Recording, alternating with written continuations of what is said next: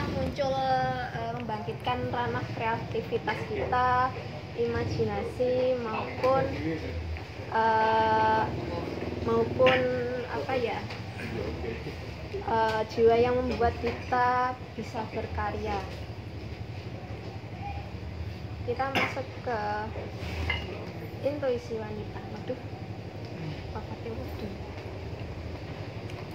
kenapa sih kok intuisi wanita, padahal pria juga tidak menutup kemungkinan untuk punya intuisi. Jadi struktur otak antara wanita dan pria itu sedikit berbeda, khususnya dalam kaitannya dengan komunikasi antara lobus frontal, otak tengah, dan amigdala. Nah, si amigdala ini yang terlibat dalam pengelolaan emosi, respon insting terhadap suasana hati orang lain. Dan di perempuan ini, setelah saya baca dari jurnal, ternyata si amigdala perempuan dan laki-laki itu berbedanya adalah amigdala perempuan lebih terhubung. Soalnya amigdala ini dibagi dalam 3 bagian gitu, antara otak kiri, otak kanan, dan tengah-tengahnya amigdala, dan konon katanya punya wanita itu lebih terhubung. Dan hal itu menjadikan kemungkinan besar berkontribusi pada intuisi yang lebih kuat pada kita. Nah, intuisi ini juga dikuatkan oleh hormon yang hanya diproduksi oleh wanita, hormon estrogen yang mendukung, ya bukan yang mendukung sih, yang menyebabkan di tiap bulannya perempuan ini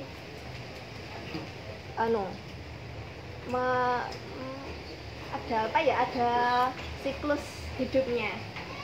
Kemudian juga intuisi ini berkaitan dengan pengalaman hidup. Next ke amigdala ini, amigdala itu yang mana ya? Mungkin kayak gimana?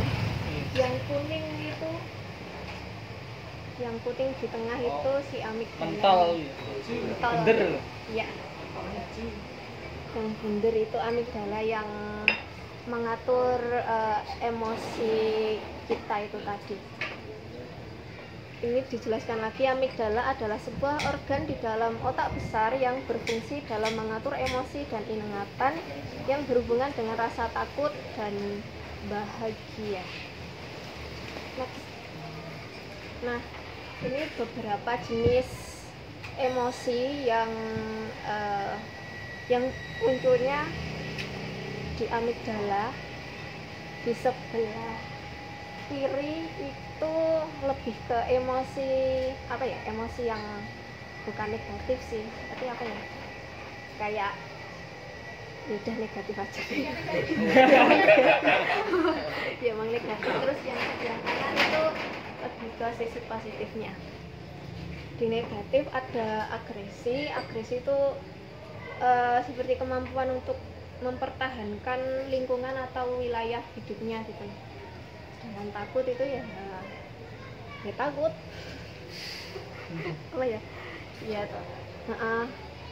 Overthinking dan lain-lain.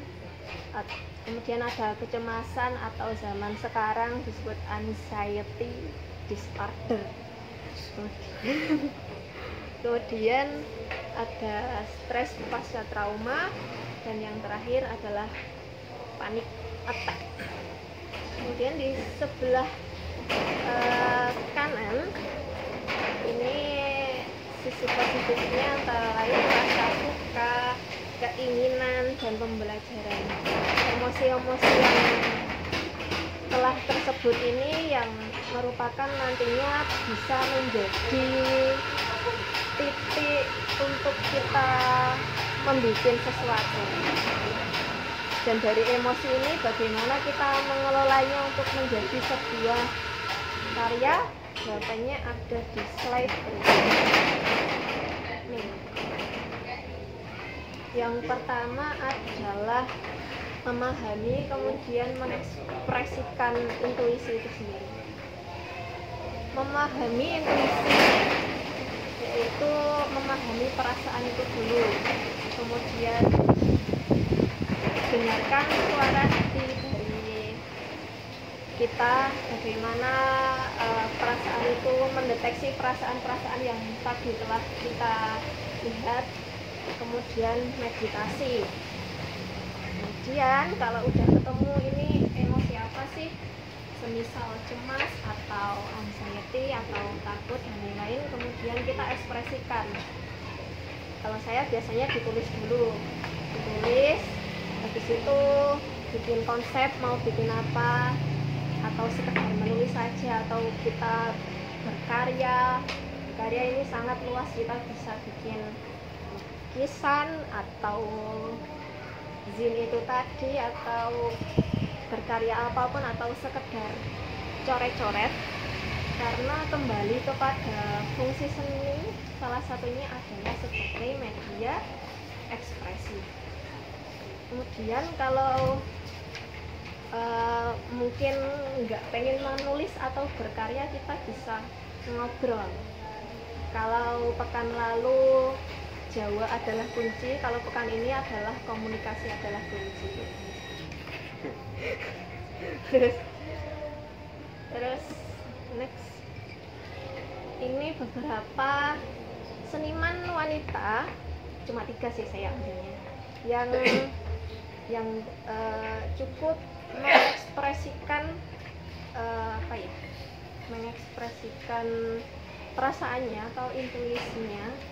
Yang pertama adalah Rahmayani, menggunakan media seni kontemporer yang pernah disinggung juga oleh Mas Lamijan di pertemuan pertama, yaitu mempertanyakan masalah kesetaraan gender, keadilan sosial, masalah kerusakan lingkungan hidup, dan makna kemerdekaan. Ini beliau lebih ke perform art sama instalasi. Yang kedua ada perempuan pengkaji seni, itu dari Jawa Timur, dari Surabaya atau apa sih jenis? Ya base campnya Sidoarjo. Tapi banyak teman-teman yang sebenarnya Jawa Timur gitu sih, nggak cuma Sidoarjo aja. CPS ini fokusnya ya organisasi wanita, semuanya wanita dari Jawa Timur. Ini juga sama kayak Mbak Rahmayani, yaitu mengekspresikan gagasan tentang perempuan dan kesetaraan, membuat membuat patung, instalasi atau fotografi, video. Kalau ini performance. Ini fotonya juga lagi perform di Cemet.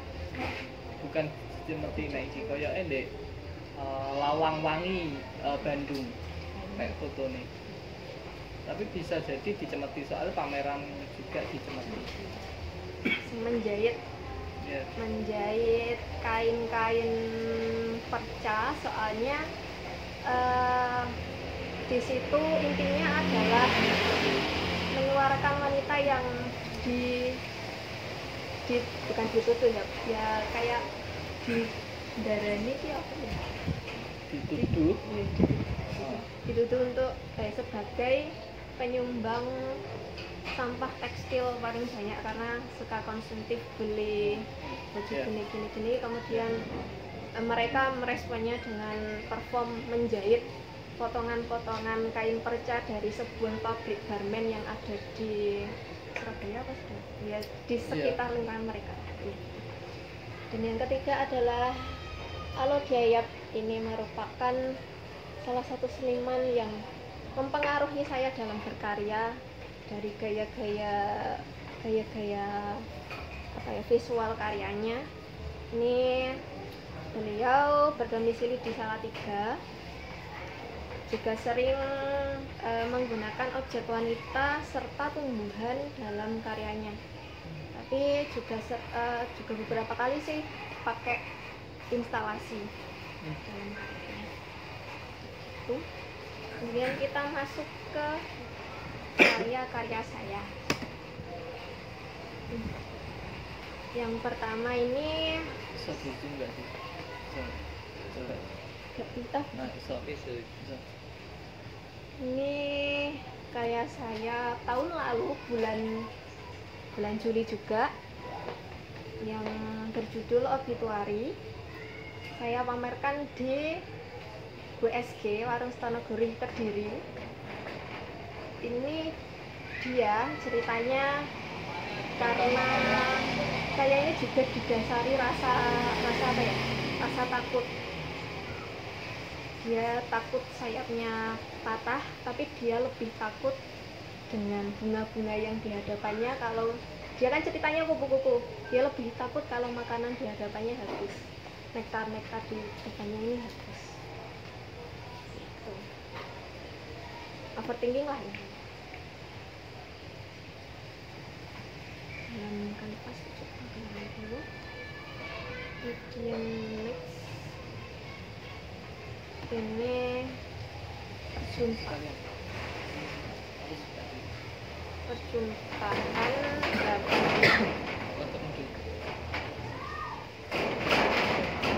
gini. Nih.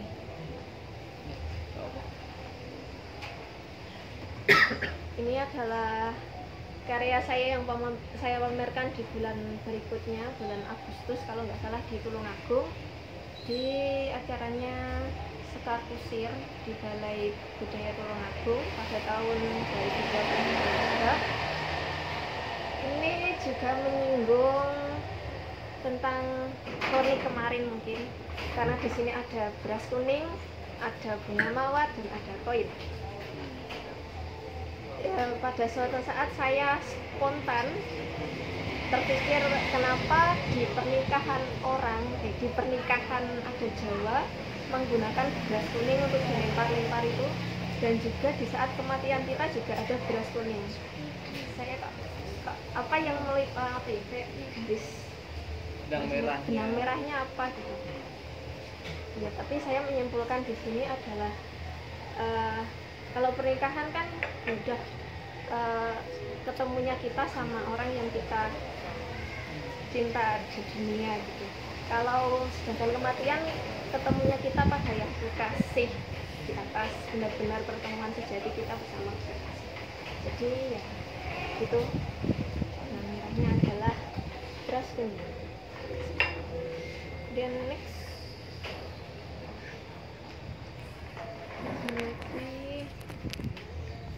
yang berikutnya berjudul Safe Place. Kalau bisa teman-teman lihat, ini merupakan seorang wanita yang duduk di toilet. Karya ini berawal dari suatu masa di saat saya sedang di kamar mandi. Dan di kamar mandi saya menjumpai beberapa kunang-kunang. Beberapa kunang-kunang ini yang memantik pertanyaan saya, kenapa kok bisa hijrah ke kamar mandi saya? Emangnya di sawah ada? Kenapa ada? Apa kok hijrah ke kamar mandi saya? Terus ya mungkin kamar mandi itu adalah tempat ternyaman bagi mereka. Begitu pula kita, kalau di kamar mandi ya apapun bisa kita lakukan, menangis, tertawa, menyanyi. Dan di kamar mandi merupakan, menurut saya, adalah tempat paling jujur. Dia paling mengerti kondisi kita seperti apa. Tuh. Ini saya pamerkan di Galeri Raos Batu pada bulan November 2023. Next. Ini yang mungkin gambar yang telah audiens ketahui karena sebagai poster. Judulnya Berpayung Tuhan. Pada saat itu adalah lagi booming-boomingnya itu Nadine Amizah, karena saya merupakan salah satu misis, yaitu pecintanya Nadine, gak pecinta sih, maksudnya mengidolakan Nadine Amizah. Saya mengambil judul itu. Di sini payungnya adalah payung kematian. Ceritanya dia sedang mempersiapkan kematian, memakai kostum terbaiknya dan merasa telah dinaungi oleh Tuhan karena mendekati kematian. Itu. Ini kemudian karya selanjutnya berjudul Baina. Karya ini merupakan karya kolaborasi bersama teman saya yang kebetulan hadir di sini.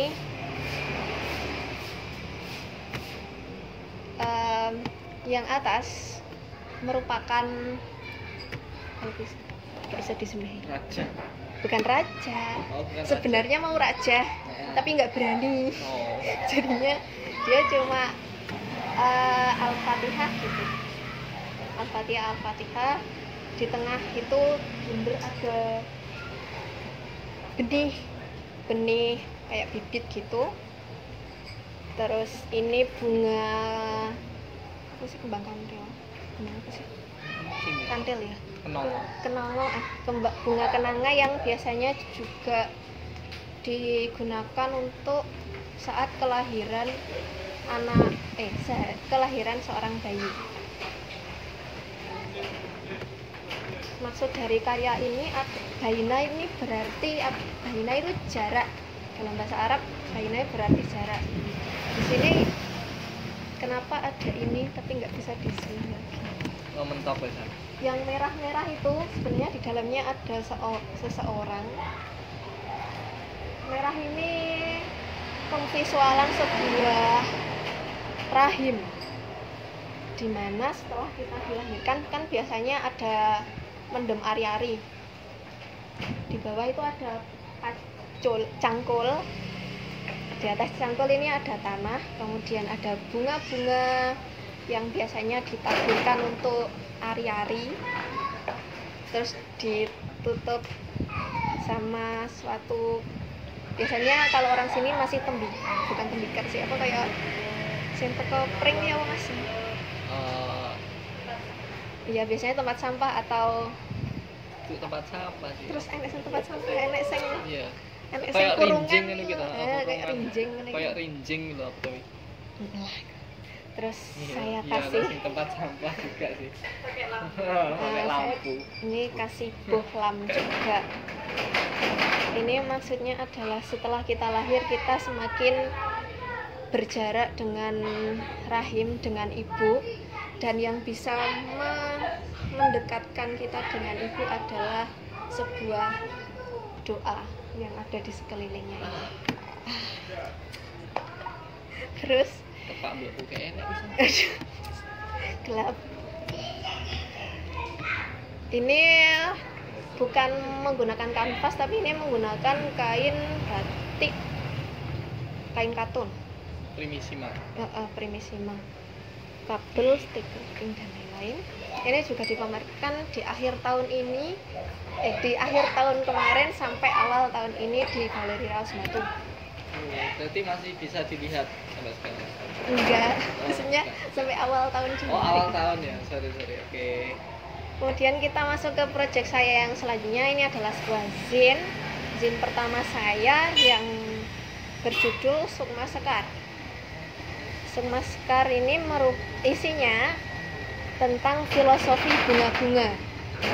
Saya membuat ide ini juga terlahir secara spontan, lagi-lagi secara spontan. Pas saya di jalan kok tiba-tiba pengen tahu arti bunga-bunga. Terus sebenarnya saya nggak pengen menjadikan itu sebuah zin, tapi saya pengen mengarsipkannya sendiri untuk diri saya sendiri. Tapi kebetulan pada waktu itu ada festival zin di Jakarta, Bunga Zin Fest. Yaudah saya gas bikin dan alhamdulillah lolos. Akhirnya ini sudah tercetak dan sudah diedarkan lebih dari 20 lembar. Kemudian ini selanjutnya juga zin kedua saya yang berjudul Panggung Kesekian. Panggung Kesekian ini mengisahkan seorang anak gadis. Ini juga menyinggung sejarah sih sebenarnya, sejarah 65, yaitu Gerwani, sebuah organisasi perempuan di masa 65 yang tertuduh apa ya? Ya, Tertuduh dengan terlibat dengan PKI juga. karena memang naungannya PKI. Iya, iya sih. Intinya dia itu mencari ibunya dia.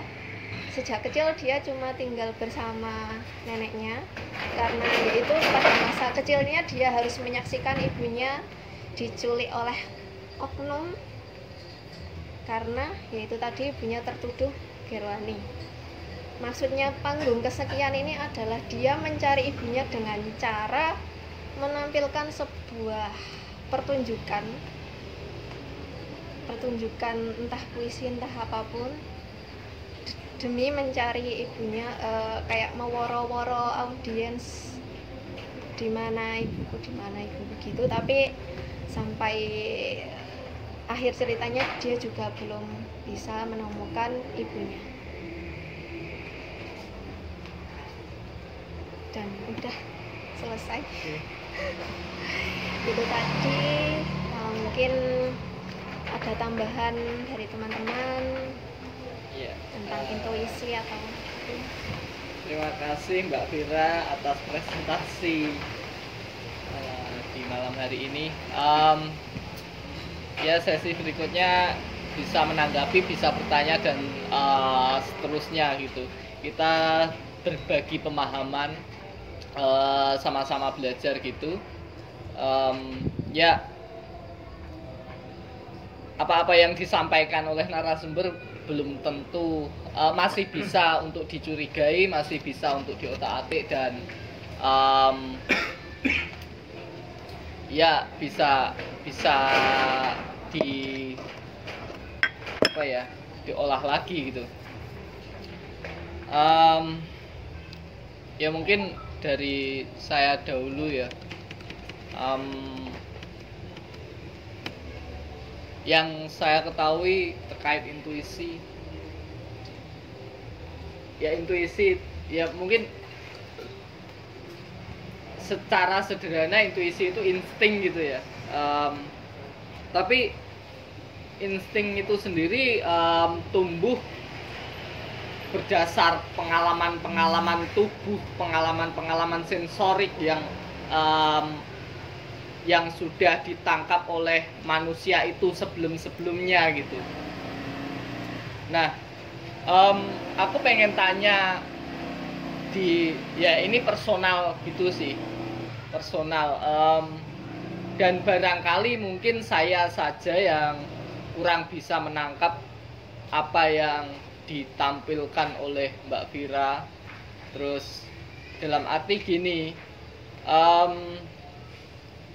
di slide yang paling akhir itu saya tiba-tiba berpikir gitu, kenapa Mbak Vira tidak menampilkan itu pengalaman seperti apa sih yang sudah dilalui kayak gitu. Ya meski sebenarnya kita bisa memaknai itu lewat karya-karya, tapi saya pengen tanya aja sih, pengalaman-pengalaman seperti apa sih yang pernah dialami Mbak Vira secara empirik, secara konkret gitu. Misalkan di gambar-gambar tadi itu kan ada juga yang kakinya dililit, yang seperti menggambarkan sesuatu yang terkurung atau terpenjara gitu, dibelenggu kayak gitu-gitu loh. Nah, ya itu sih pengalaman mengerikan seperti apa yang pernah Mbak Vira alami atau bagaimana, dan mungkin saja tidak melulu soal hal-hal yang mengerikan gitu ya. Kayak gitu sih. Oke, langsung aku geser lagi ke karya yang pertama mungkin ya.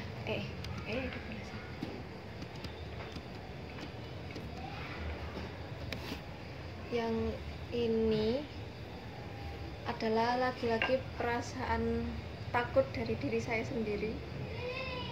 Saya masih takut tertinggal dari apapun. Saya takut seketika yang saya miliki itu hilang. Takut apa yang sebenarnya saya cintai akan hilang, seperti itu.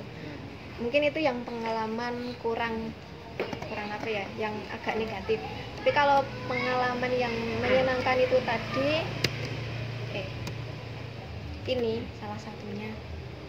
Ini adalah kejadian real saya menjumpai kunang-kunang itu tadi yang memantik pikiran saya. Apa sih yang sebenarnya terjadi di luar, kok si kunang-kunang ini akhirnya hijrah ke kamar mandi saya gitu. Dan itu tadi, kamar mandi adalah tempat paling jujur buat saya untuk melakukan apapun di dalamnya, untuk menyucikan. Makanya di sini seroja itu kan seroja ini itu maknanya kan bunga kesucian. Di kamar mandi kita juga suci, tapi kadang kita juga kotor. Kayak gitu sih, Mas. Oke. Mungkin terus ini juga yang sebenarnya saya pribadi juga punya sisi-sisi ketika berkarya itu secara intuitif gitu, tapi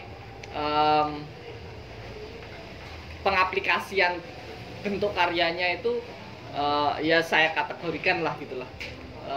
Gini, melihat praktik kerja kesenian saat ini gitu, yang ya kita tahu gitu, yang paling apa ya, mutakhir mungkin ya, yang paling mutakhir atau yang sangat boom gitu, dimana kerja-kerja kesenian itu berpijak pada riset yang mendalam dan biasanya di luar jangkauan tubuh atau di luar gitu. Terus kemudian ya melalui tekstual, melalui fisik dan seterusnya gitu kan, bisa dipahami ya. Nah, apa tanggapan Mbak Vira ini terkait ini? Ada muncul stigma karyamu intuitif, karyamu intuisi, apa kayak gimana ya?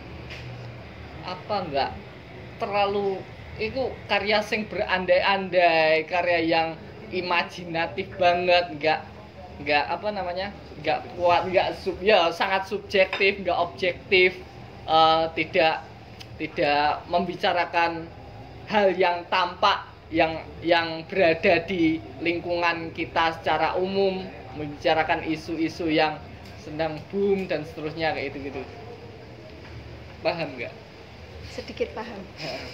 Ya intinya tanggapannya Mbak Vira terkait misal kayak apa apa namanya? Ya perkataan.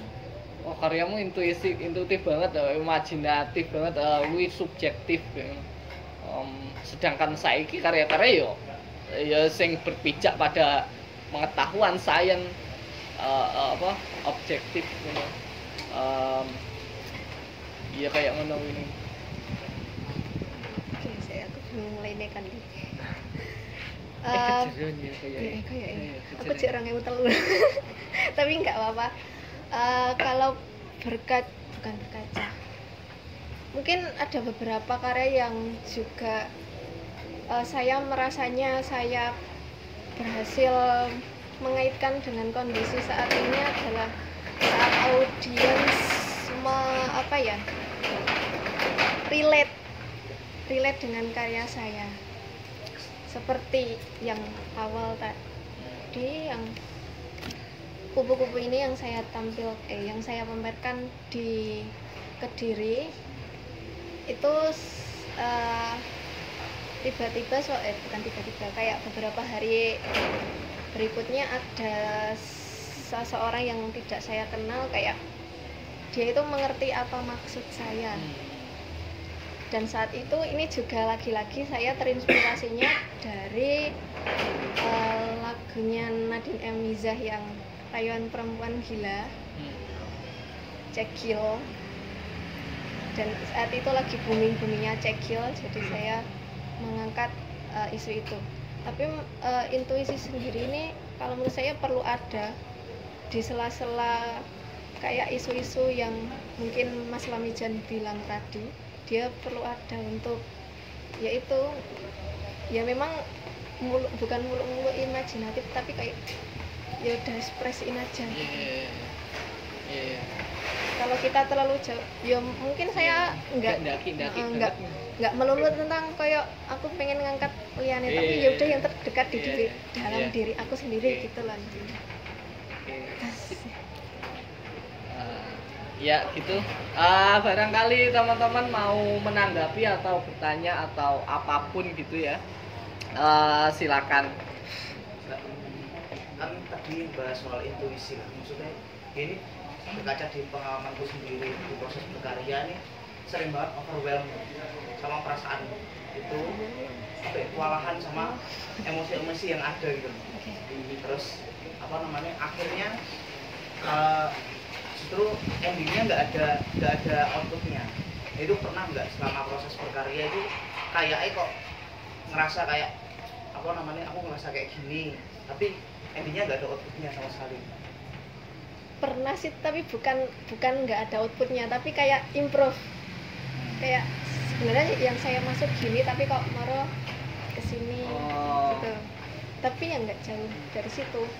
Pokok ambil saja satu apa ya, kuncinya apa, misal cemas tentang apa, itu ya udah itu aja gitu.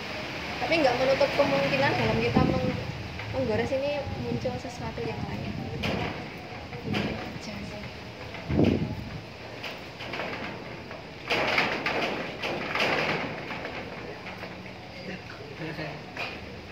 Ya. Barangkali ada teman-teman yang mau menanggapi.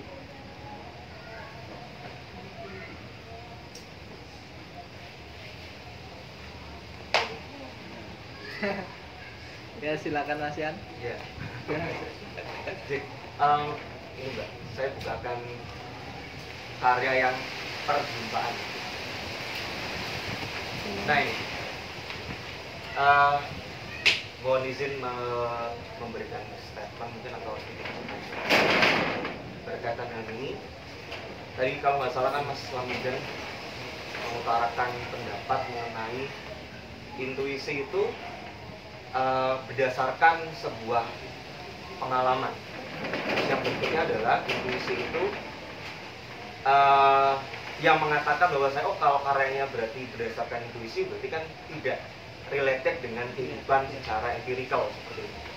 Nah di sini mungkin bisa sedikit, menurut saya pribadi saya sedikit, ini mungkin bisa sedikit menampilkan sisi dari empirikal itu sendiri. Karena kan kalau kita mengacu pada gambar ini, kalau kita melihat secara fenomena kultural, ini kan berarti kan ada beras kuning dan lain sebagainya. Itu kan otomatis kan mungkin kalau di Nganjuk, itu kan ada fenomena dalam ketika pernikahan dan juga kematian, dimana kan di situ ada sisi perjumpaannya. Nah mungkin Mbak Vira ingin menunjukkan selain dari intuisinya, pengalaman yang dia dapatkan, itu juga Mbak Vira ini juga ingin menampilkan, oh ternyata ini loh yang saya coba bangun dari sebuah karya yang saya buat, dengan harapan orang pasti satu akan bertanya, oh apa nih relasinya dengan kehidupan sehari-hari dengan fenomena seperti ini. Ya mungkin itu perwujudan yang kita katakan sebagai fenomena yang empiris dan memang sudah ada fenomenanya di sekitar kita. Mungkin seperti itu, Mas. Mungkin kalau dari saya, tanggapan saya mengenai karya itu tadi bisa jadi. Nah kalau yang tadi yang karya yang pertama yang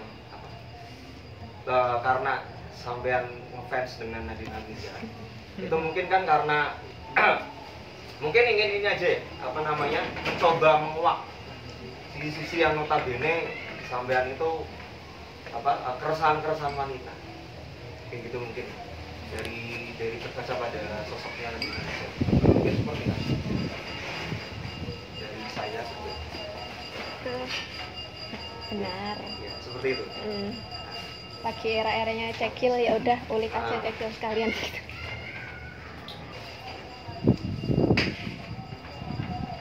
Sama ini mungkin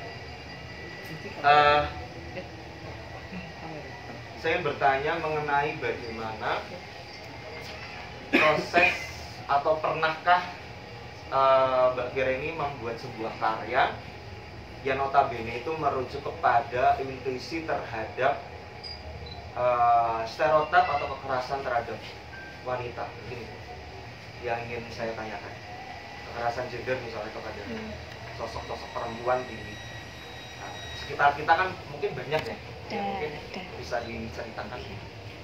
Kalau terkait kekerasan sebenarnya ada di karya saya yang slide terakhir ini, yang ibunya tadi dituduh sebagai anggota Gerwani. Ini kan sebenarnya saya hanya mengambil Gerwaninya, tapi saya olah menjadi sebuah narasi yang saya bangun sendiri. Di dalam karya ini ada sebuah kayak adegan, ada percakapan yang terbagi dalam tiga sub, ada prolog, monolog, dan juga epilog. Di dalam monolog ini si tokoh cewek ini yang bercerita bagaimana dia mendengar suaranya ibunya yang sedang diseret oknum pada saat itu, kemudian disiksa dan lain-lain seperti yang kita ketahui saat tragedi 65 seperti itu. 65. Iya. Secara historis. Iya. Tapi kalau untuk saat yang ini real saat ini belum belum. ada. Terima kasih. Sama-sama.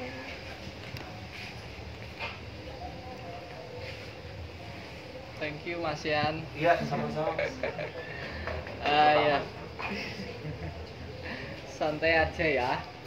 Aku yang nggak santai sih. Oh, gak santai ya Om. Pemateri ini sih gak santai. Ya Allah. Ya barangkali ada tanggapan dari teman-temannya atau Mbak Lia yang kebetulan tadi memperkenalkan diri sebagai praktisi kesehatan gitu. Ya barangkali punya tanggapan terkait presentasinya Mbak Tira, atau barangkali ya menambahkan atau menggugat, mencurigai dan seterusnya gitu. Ya silakan Mbak Lia barangkali. Ya tentu sih ya usia Mbak Tira yang masih ya berapa? Masih 20. Masih 20 tahun untuk berkarya tadi yang pertemuan yang kayak udah video itu padahal belum ya belum melawan pernikahan, belum melakukan menghasilkan karya-karyanya udah bagus. Untuk lebih meresapi lagi mungkin ada masukan kalau mau berkarya dengan sesuatu yang mungkin bukan umurnya ya, mungkin belum umurnya atau belum pengalaman di umur sekian gitu ya, itu bisa melakukan wawancara sih, gimana sih ya, jadi untuk memperkuat visi dari Mbak Tira sendiri. Terima kasih masukannya, karena emang selama ini ya kebanyakan menggunakan jurnal-jurnal atau artikel-artikel. Tapi kalau yang karya yang terakhir tadi, yang zin terkait Gerwani tadi, ini sebenarnya terpantiknya oleh kakek saya yang merupakan diam-diam tiba-tiba beliau mengatakan, bukan mengatakan sih, tiba-tiba terdeteksi oleh pemerintahan. Beliau ini veteran di zaman 65. Beliau ini veteran yang tidak mau diangkat. Nah, hal itu yang memantik saya untuk membuat karya ini. Cuma satu itu aja sih dari kakek saya. Ya bagus banget sih Mbak Vira, apalagi nanti kalau di usianya mungkin yang udah 35, udah merasakan gimana rasanya melahirkan, punya anak, wah itu karyanya akan semakin bagus nantinya. Insya Allah. Insya Allah. Amin. Terima Mulai kasih. intuisinya semakin terasah. Terima kasih. Mau tanya, kan baru umur 20 ya. Untuk proses menuju ke sini tuh rintangannya apa? Tindakannya.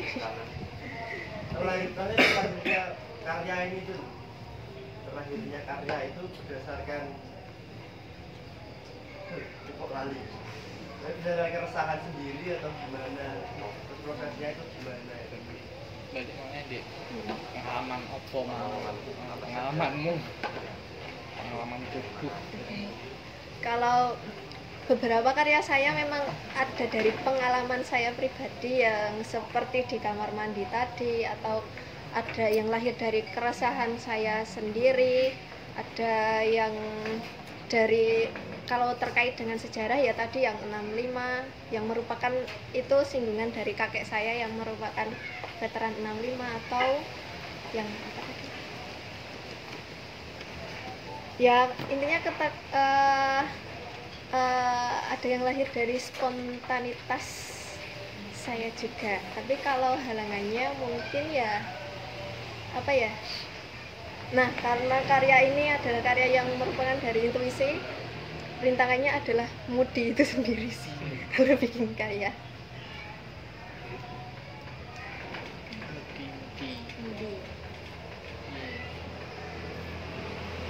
Ya barangkali ada yang lain. Yang lain. Bu Titit. Timpol barangkali ya, melihat bagaimana intuisi dilihat dari perspektif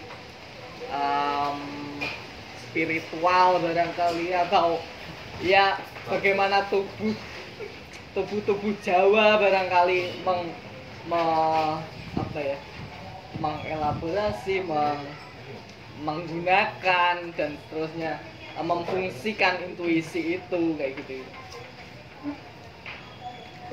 Mungkin itu aja sih, aku mau tanya secara pribadi ya.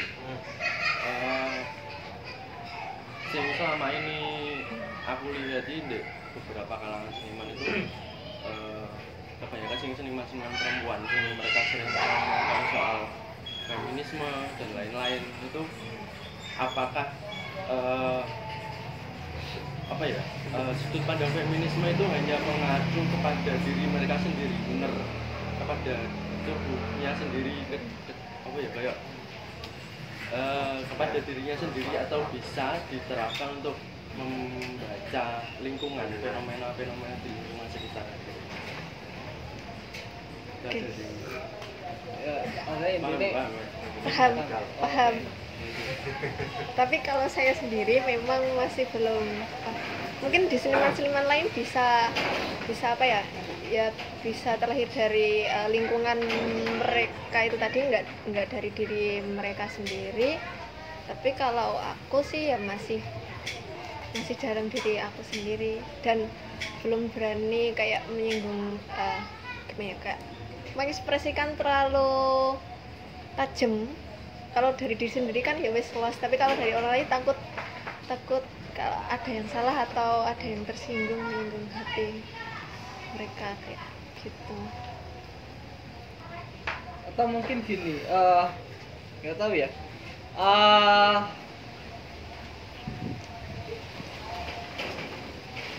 usaha-usaha apa namanya, usaha-usaha aktivis feminis, aktivitas feminisme kayak gitu-gitu, berangkatnya kan karena ini ya, karena mereka terancam, mereka memiliki apa, tembok-tembok itu loh, atau ada hal-hal yang perlu diperjuangkan, disuarakan gitu. Nah, sedangkan itu kan terjadi di barangkali di seniman-seniman yang lain, anggaplah kayak si Arah Mayani tadi, terus kemudian di Rotari barangkali yang menginisiatori si Siska gitu dengan mungkin Arah Mayani dengan pengalaman-pengalaman tubuhnya, dan dia juga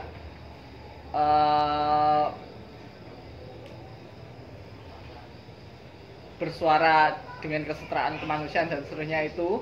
Nah, sedangkan Siska juga berbicara dengan pengalaman-pengalamannya yang barangkali mengerikan gitu, yang pernah saya dengar, anggaplah kayak di keluarganya dengan suami yang demikian, terus pada akhirnya dia semakin hari semakin getol atau keras untuk bersuara menyuarakan feminisme gitu. Nah, itu kan teman-teman PPS atau Arah Mayani gitu. Nah, ketika kembali ke Mbak Vira, barangkali Mbak Vira masih merasakan atau berada di lingkungan yang masih aman gitu.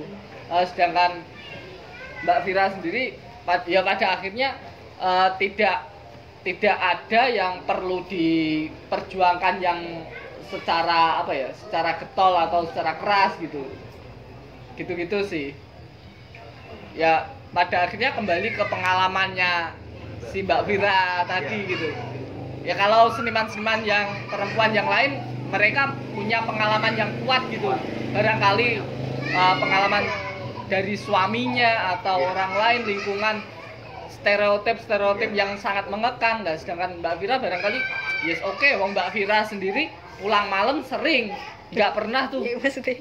Loh, awakmu gak anu kan apa jenenge? Gak sampai digunjing secara keras. Wah, iki cah wedok kayak ngene. Nggak ada kan stereotip kayak gitu di lingkunganmu gitu loh. Yang pada akhirnya secara tubuh ya aman, secara mental aman gitu. Gitu sih. Aku kayak kurator seni. Tapi kayak nggak menutup kemungkinan aku juga pengen kayak ngulik yang sedemikian gitu. Tapi ya amit-amit terjadi pada diri sendiri, tapi kayak ya udah pengen memperjuangkan juga. Mas mau tanya, kalau kita bikin karya seni atau teman-teman yang seniman itu bikin seni tentang menyuarakan feminisme atau keluhan wanita gitu ya, itu ada nggak sih nanti kayak karyanya itu dihujat atau di apa ya namanya, Kritisi, diperkarakan. kayak kalau di wartawan kan beritanya itu ada nggak sih di seni rupanya kayak Kalau masih sepengetahuan saya sependek ini masih belum pernah mengetahui sih kalau aku sendiri, tapi nggak tahu kalau Mas Kanija ada nggak? Aku mungkin mau nambahin sih soal itu tadi. Sebenarnya soal seni rupa yang mengangkat soal kewanitaan itu sebenarnya soal laki-laki pun juga dikritisi juga, Mbak. Soalnya aku pernah buat sebuah karya kolase. Itu aku ngambil dari potongan-potongan relief yang ada di candi-candi. Nah, itu kan pasti setiap relief kan punya ceritanya masing-masing kan. Dan di penokan-penokan itu pasti punya karakter masing-masing. Nah, itu aku coba istilahnya memotong salah satu relief Bagian. terus tak gabungin dengan relief yang ada di tubuh candi lain. Nah, itu aku kemarin sempat dikritisi banget soal itu.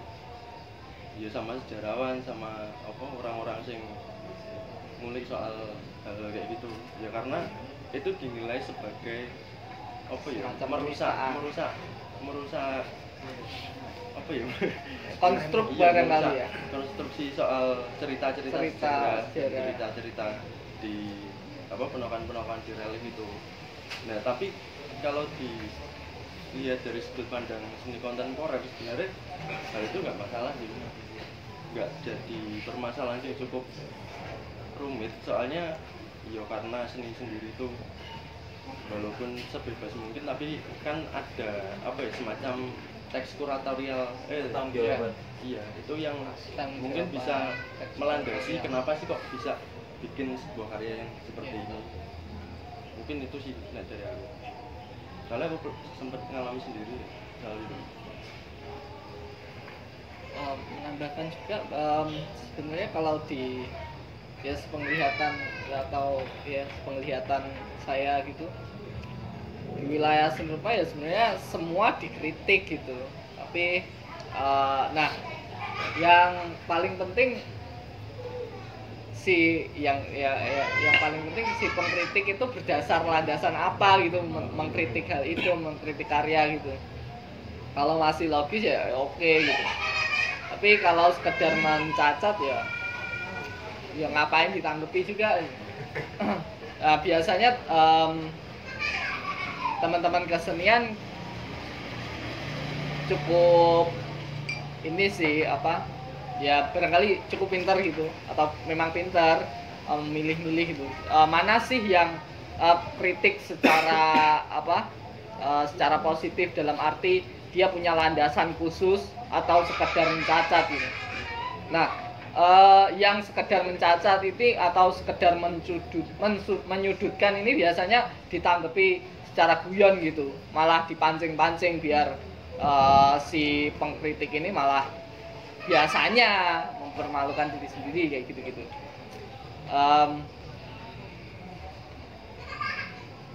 Ya salah satunya kemarin saya membuat satu pertunjukan dengan teman-teman Badland Bimanyu juga di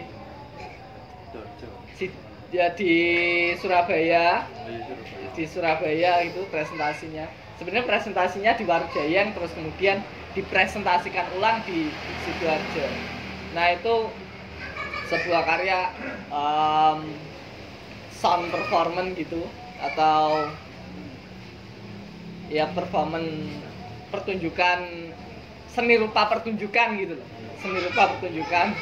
Nah itu di acaranya seni rupa sebenarnya Binel Jawa Timur, Binel seni rupa gitu. Kemudian setelah presentasi itu muncul stereotip, muncul percakapan, muncul hujatan. Nah ini di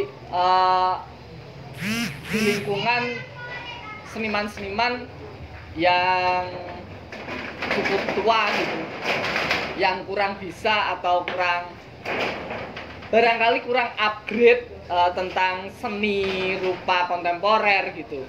Nah intinya begini, teman-teman seniman yang senior itu saiki seni rupa wis enek ludrukane ya, enek ketoprakane ya, enek pertunjukane ya. Seni rupa apa pertunjukan iki? Ya gitu-gitu. Nah, teman-teman seniman senior itu tidak, kalau menurut saya tidak memahami atau tidak membaca lebih jauh lagi bagaimana perkembangan seni rupa untuk saat ini gitu. Seni rupa saat ini punya kerja yang cukup multidisiplin dan persilangan itu sangat memungkinkan terjadi di seni rupa saat ini gitu. Makanya kayak teman-teman Badland sendiri misalnya dia bikin karya instalasi tapi suara-suara. Lah masuknya kemana? Ke pameran-pameran seni rupa. Ya karena memang seni rupa menurut saya pribadi juga cukup ragus juga karena memang menggait lintas disiplin gitu ya, disiplin seni, disiplin yang lain, bahkan sangat memungkinkan bahwa seni rupa berkolaborasi dengan wilayah makanan barangkali, wilayah kesehatan, wilayah yang lain gitu. Nah, kembali ke kritik ya,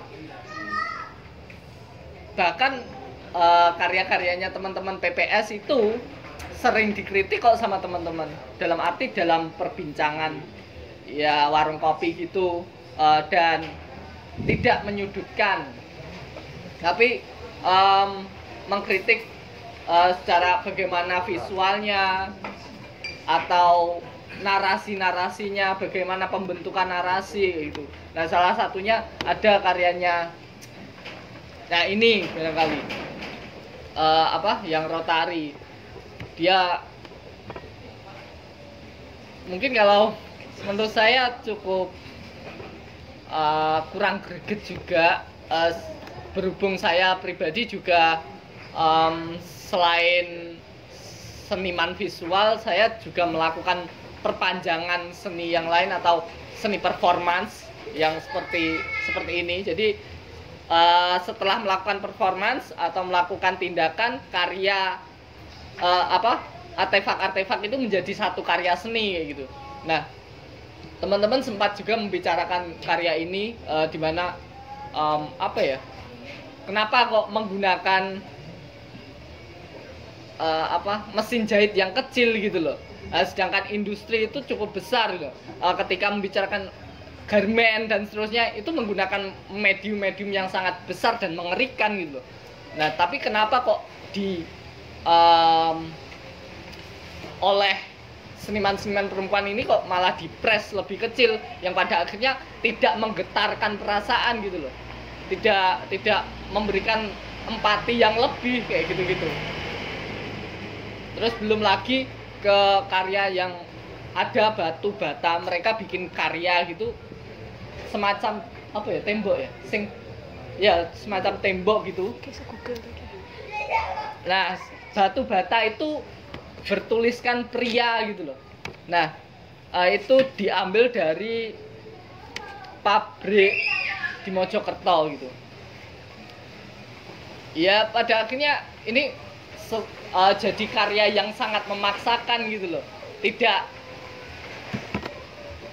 barangkali kayak kurang objektif gitu loh, kurang mengena, dan apa sih sebenarnya yang mau dibicarakan kayak gitu. Jadi kayak gitu loh. Jadi sebenarnya ya sama aja sih Mbak soal kritik gitu. Tapi ngomongin kontemporer sebenarnya dari dulu ini kita sudah Kontemporer sih. Ini salah satu kesenian yang kita temui pada saat ini, wayang. Itu kan multidisiplin banget. Bahkan cerita-ceritanya itu juga cukup kontemporer banget. Bahkan dari silsilah dari tokoh-tokohnya menggabungkan antara tokoh Hindu dan tokoh Islam yang dijadikan sebuah syiar, itu kan juga kontemporer banget. Tapi soal yang subjektivitas itu kalau menurutku nggak ada masalah sih. Maksudnya seniman mau subjektif banget tuh nggak ada masalah. Kayak contohnya karyanya Mbak Lodia itu pernah yang bikin, dia itu cuma bercerita soal waktu dulu sekolah, jalan kaki dari sekolah mau pulang itu ada bunga yang warna kuning jatuh di, lupa kenangan karyanya golden apa gitu. Itu benar-benar subjektif banget, dan itu beberapa dan ya udah, kita cuma bisa ngerasain kalau dia mau menceritakan soal gimana kalau kita tuh berhenti sejenak, terus ngelihat apa yang ada di sekitar kita gitu. Apa ya istilahnya? Merasakan kehadiran, kalau ya udah aku di sini, aku ngerasain ini, apa yang tak lihat, apa yang tak rasain. Terus mungkin tadi yang soal yang tentang feminis, mungkin kenapa kalau di wartawan itu sering banget dikritik, karena menurut saya tuh ada gap gitu antara apa yang dibicarakan oleh seniman sama audiens, tuh ada gap. Mungkin bisa juga gap pengetahuan, terus gap soal tadi intuisi itu. Jadi mungkin kritiknya banyak dari antar seniman sendiri, tapi kalau dari orang awam itu sedikit, karena ya tadi kayak ya contohnya aja, kayak aku nggak bisa memahami karya abstrak karena aku nggak punya bekerja di situ ya mungkin aku cuma bisa menilai itu secara estetika aja. Mungkin di situ ada kritik, mungkin di situ ada innuendo atau sindiran-sindiran gitu. Nah, itu kita nggak bisa anggap karena itu juga ada. Aku nggak relate sama ini, aku nggak punya pengetahuan soal ini. sedangkan kalau mungkin karya-karya tulis gitu tuh bisa gampang banget dikritik karena lebih mudah dipahami ya. karena bahasanya. Terus bisa jadi karena objektif juga, Ya. misal pendapat misal publik opini gitu soal apa gitu, itu bisa dikritik juga karena ya itu tadi ada orang awam itu bisa memahami bahasa. Ya, dari teman-teman ada yang menanyakan atau bertanya apa masih oke yang dari jauh-jauh dari Batu datang ke sini malam-malam Bujai. gabut ya di Batu, bosen Batu ngene-ngene tok rek, dolan nganjuk ae lah.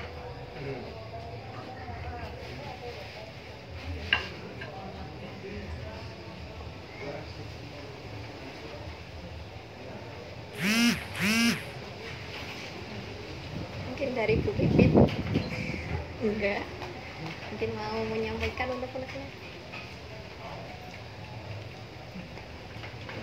Atau dari masnya sampingnya Bu Pipit. Ya, tahu Bu Pipit. Hah? Bu Pipit. Mbak. Mbak. Mbak.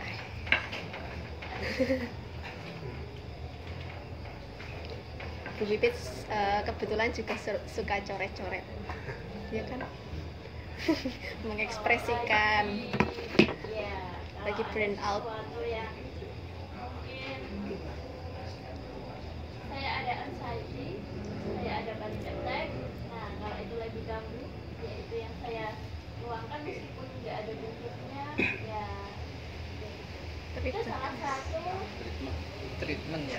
Ada yang namanya art therapy. Nah, jadi saya menerapkan itu ketika ada gangguan yang sedang terjadi pada diri saya. ini bagus kayak Nirmana hasilnya. Oh ya Mbak, mau nanya tadi kok banyak karya tahun 2023 itu maksudnya apakah itu apa ya kayak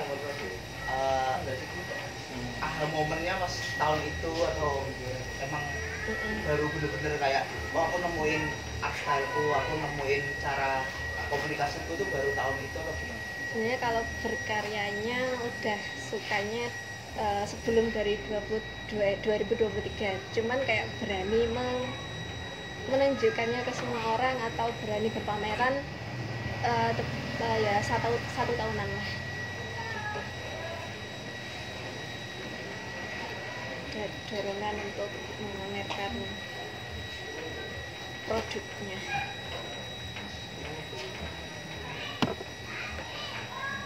Semangatnya tahun ini. Lagi banter.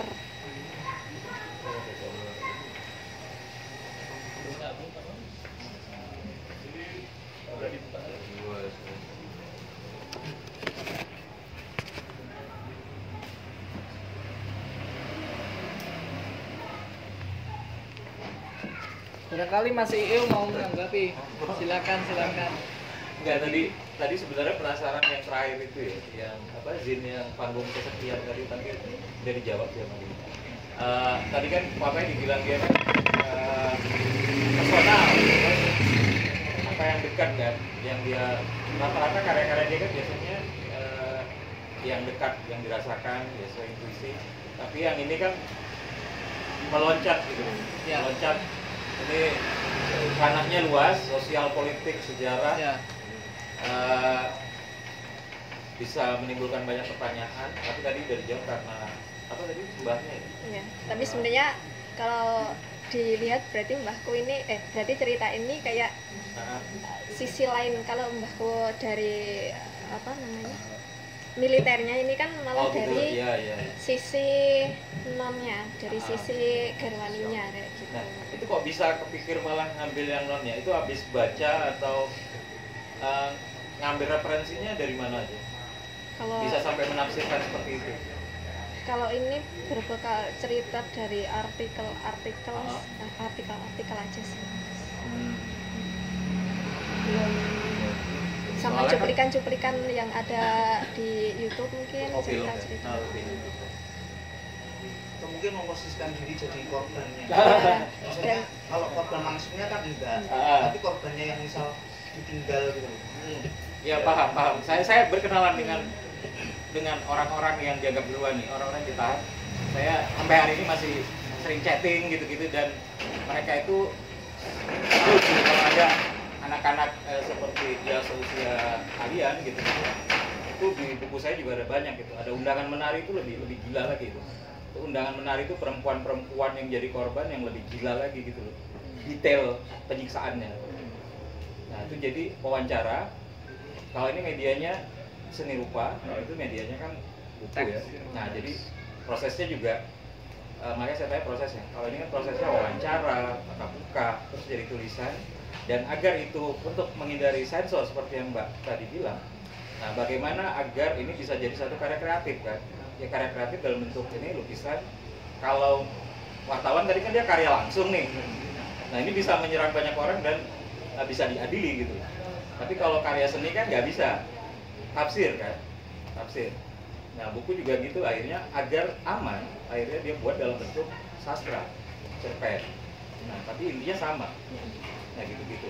Nah, untuk dapat kan biasanya memang kalau tidak hanya punya pengalaman personal, terus mendengarkan cerita berulang-ulang, itu kan perlu memang banyak referensi dan ya kalau tadi itu nonton juga ya, makanya bisa jadi kayak gini. Makanya saya penasaran. Nah, kalau nanti ada zinnya, boleh tuh saya nanti saya sampaikan ke mereka gitu. Nah, sebenarnya Kemarin itu ketika ada Zoom yang salah satu lagi yang baru meninggal juga. Nah, itu ada satu anak SMA saya ikutkan Zoom itu, dan itu mereka langsung besoknya dikasih buku. Karena apa ya? Ya kan ini udah jauh banget generasinya gitu. Dan udah terdistorsi banyak informasi yang nggak sesuai. Nah, bisa menerjemahkan dengan seperti ini tadi itu udah lumayan. Tanpa ada ikatan emosional, umpamanya Dianita gitu karena kakeknya sendiri yang ngalami, terus dia bisa bikin catatan harian buku harian catatan kiri gitu. Terus nah kalau enggak, apalagi dari pihak lawan kan itu luar biasa. Ya kalau dari karya oke, ya udah dipager kan tadi soal intuisi, terus jadi ya benar kan ini semua karyanya intuisi dia. Terus kita balikin lagi ke usia, ya mau gimana, mau kita seret kemana gitu, mau kritik edan-edanan ya nggak relate, dia nggak gitu, relevan, makanya ya. ya udah gitu ya, kita nikmati aja. Tapi kalau boleh tahu dari sekian banyak karya yang udah kamu bikin, yang paling memuaskan buat kamu yang kamu suka itu mana? yang paling memuaskan Nah. kayaknya sih yang nggak bisa pilih salah ini memuaskan, tapi yang terakhir tadi juga memuaskan karena walaupun saya bikin 2 zin yang ini yang apa ya, yang ada press release-nya gitu. Oh iya. Di pena hitam. Oh di juga. Pena hitam, kebetulan diberi ruang untuk ya ada press release, dan kebetulan di situ juga ada kritisi-kritisi apa ya, yang suka dengan 65, kayak ada organisasi-organisasi Sabtu membacanya Malang. Nah, beliau itu yang kayak ayo wes dolana ke perpustakaan. Makin diracuni kamu berarti. Masuk. Terus ada juga yang kayak nanggepin ini tuh, ada yang bilang ini aku tahu sebenarnya kamu nggak serta merta kayak menampilkan si Gerwaninya itu sendiri, tapi kamu di sini kan tadi ceritanya mencari ibunya. Di sini kamu sebenarnya kamu masih mencari jati diri gini. Itu juga benar, bisa jadi benar kayak gitu.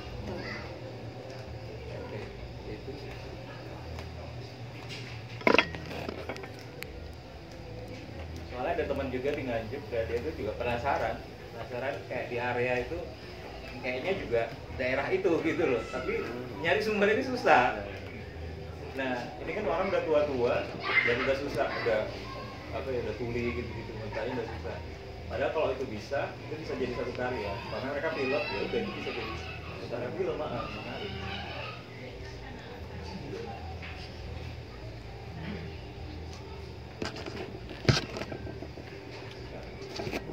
Ya, ada teman-teman yang mau menanggapi, masih ada waktu sedikit lagi loh. Silakan. Nggak tahu apa-apa. Datang temenku ada pasti dia lah. Oh nggak ikut kemarin dia nanya.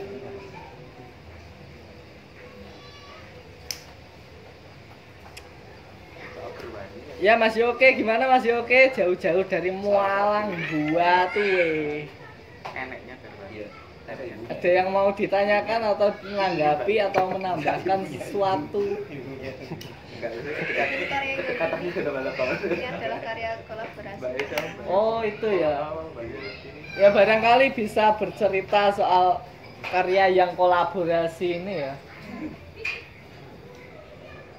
Yang mix media cuma ini ya? Iya. Ya ini menarik, ini coba dijelaskan. Ya gimana? Media Ini sama kolaborasi Tiba-tiba pepacu. Yoke. Nah tiba-tiba kan ada apa ya? Unsur spiritualistiknya gitu loh, magis ya. Pengaruhnya apa gitu? Sangat magis. Apakah terpengaruh oleh anggun yang sangat klinik gitu? Tapi pasti terpengaruh oleh anggun sih. Soalnya konsultasinya juga ke Mas Iya. Anggun. Oh, kuratornya anggun. Oh, biar lolos pameran. Terus wah iki kuratore klenik-klenik iki. Wis tak magis-magiske wae karyane.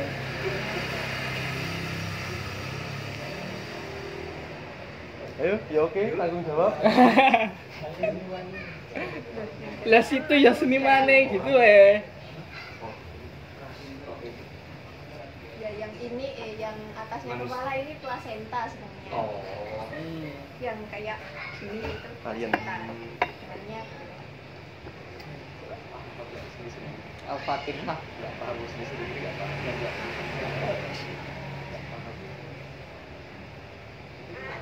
Tapi nggak tahu ya.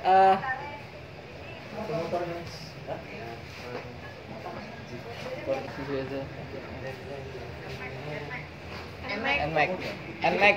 Oh.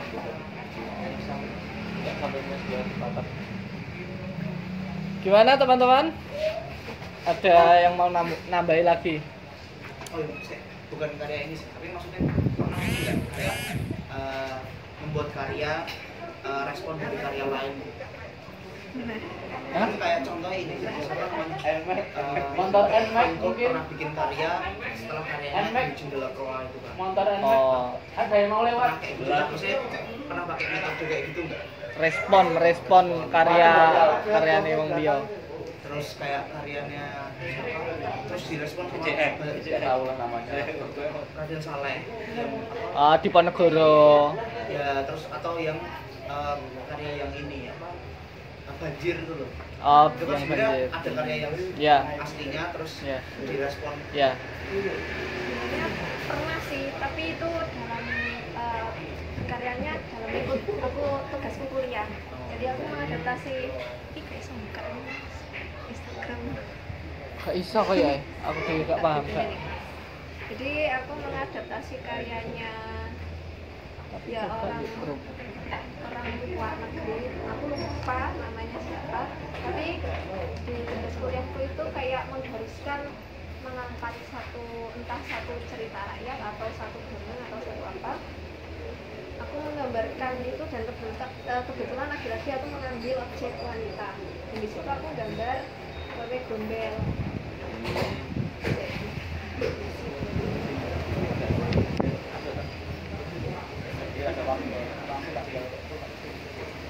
Yang ini ya?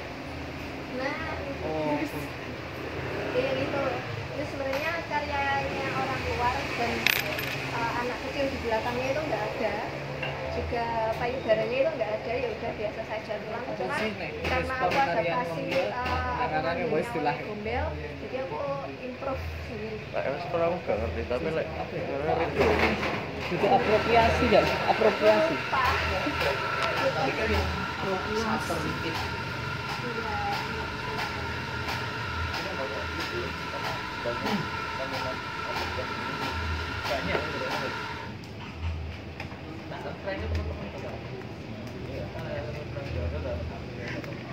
Iya, apropriasi.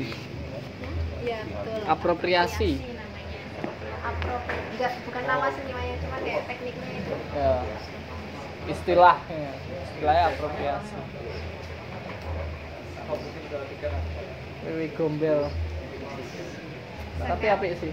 Sangat banyak respon dalam karya ini. Gimana? Menarik iki pamerno. Demit-demit. Ya mungkin ranahnya Mas Abinani. Aku malah gak ngono kuwi. Gak ngono kuwi, Dek. Gak ngono kuwi. Gak ngono kuwi. Gak demit-demitan, Dek. Tak kira cek ini. Ya, gimana teman-teman? Kalau dirasa cukup, kelas ditutup, terus kemudian kita berakrab ria dan ya berbagi pengalaman, berbagi wicara, berbagi apapun masih bisa dilanjutkan gitu. Ya cukup ya. Ya, Mbak Fira mau bilang sesuatu? Closing statement. Statement apa ya? Mengucapkan terima kasih kepada teman-teman yang sebenarnya nggak aku sangka antusiasnya sebesar ini karena ya Kemarin apa enggak seperti itu? 12 orang toh. Dan sekarang meledak boom. agak kaget. Kira terakhir. Oh, terakhir. Dan terakhir. Tapi ya mungkin bulan depan Depan ada respon suruh. Oh, iya, boleh ya. wah. Ya, mengucapkan terima kasih kepada teman-teman yang sudah menyempatkan waktunya untuk kesini dan apresiasinya. Semoga kita diskusi hari ini bermanfaat dan lain waktu bisa tetap menjalin komunikasi dan silaturahmi. Terima kasih. Wassalamualaikum warahmatullahi wabarakatuh. Ya barangkali teman-teman ya mau berbincang-bincang silakan. Tapi kalau bisa jangan geser dulu biar kita bisa lebih akrab gitu. Ya saya kembali menyampaikan terima kasih, banyak-banyak terima kasih juga buat teman-teman yang sudah hadir gitu. Saya kira ya jika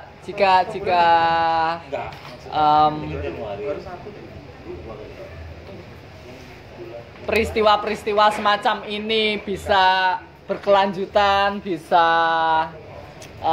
sustainable gitu, ya saya kira sangat menarik gitu. Melihat ekosistem Nganjuk sendiri ya cukup minim ya terhadap peristiwa-peristiwa berbagi pemahaman seperti ini, apalagi secara spesifik di wilayah seni dan budaya gitu. Terus kemudian ya terus terang aja ini, kalau ada teman-teman yang mau mempresentasikan temuan-temuan, eksplorasi, pemahaman dan seterusnya, boleh untuk mengisi di bulan-bulan depan.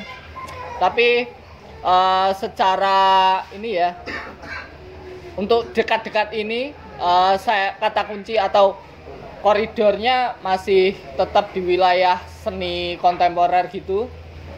Terus dan ini ya keinginan teman-teman untuk beberapa waktu ini, jika ada teman-teman yang berminat untuk mengisi menjadi pemantik diskusi, kami lebih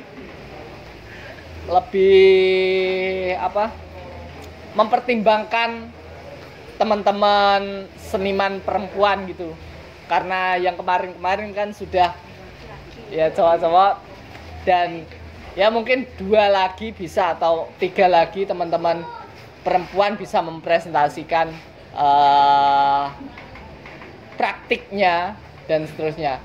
Atau Mbak Pipit tadi yang sebenarnya bukan pekerja kesenian gitu, tapi melakukan praktik kesenian sebagai terapi, sebagai pengobatan gitu, bagaimana itu terjadi dan seterusnya. Ya itu sih, itu cukup menarik juga bila kita ulas bersama-sama gitu. Ya buat teman-teman yang mau